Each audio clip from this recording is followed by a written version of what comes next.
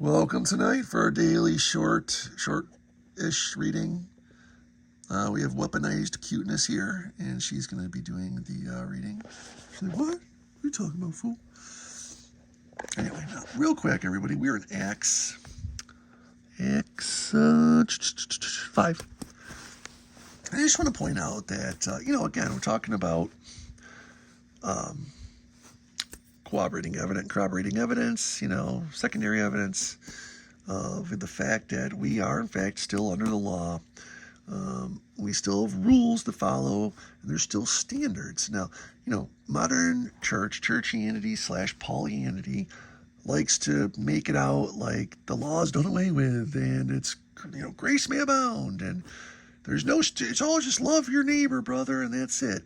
And nothing could be further from the truth. It says that nowhere in these pages in the New Testament. I mean, it says, love your neighbor, but yeah, there's nowhere is it implied that the law is even done away with. It's actually said complete opposite. The law is still here.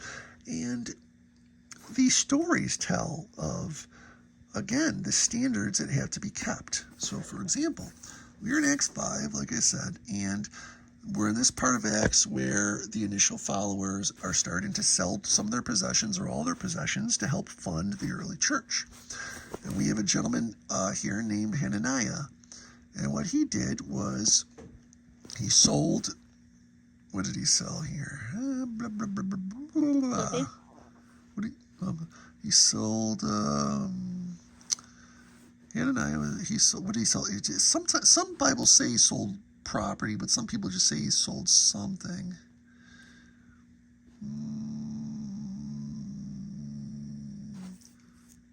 Sold a possession. Okay, I don't know why I got hung up on that.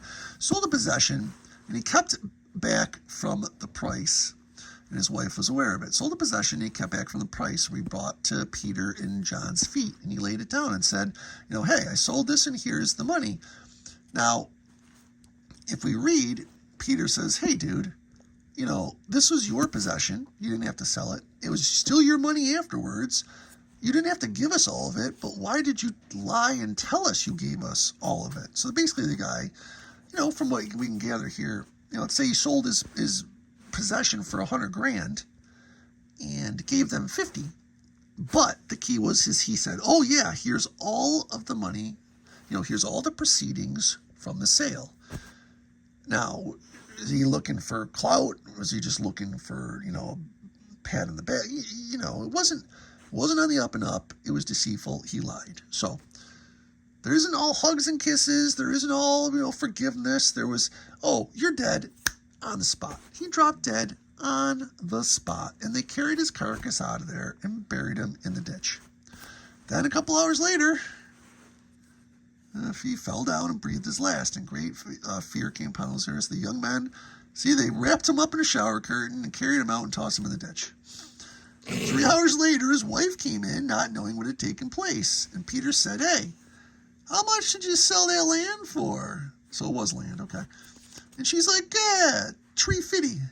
And he was like, yeah, your husband said that. So Peter wanted to see if they had got their story straight beforehand, or if he wanted to see if the wife would have said, oh yeah, we sold it for $100,000, and my husband Hananiah was supposed to give you $100,000.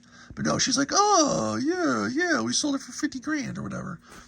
And so Peter's like, liar, and she dropped it on the spot.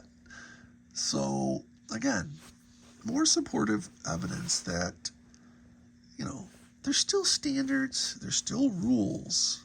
There's no, just not just some big party. Yeshua just didn't come along and be like, hey, remember that rule book I gave you guys? Forget about that. That's stupid. Whose rules suck. Just love everybody. Just, don't worry about anything else. No, that's just, if you think about it logically, it just doesn't, it's just nonsense. It doesn't make sense. So, again, more evidence, not direct evidence, supporting evidence, and the dog obviously approves. So, with that said, I hope you'll have a great night. Peace out, y'all.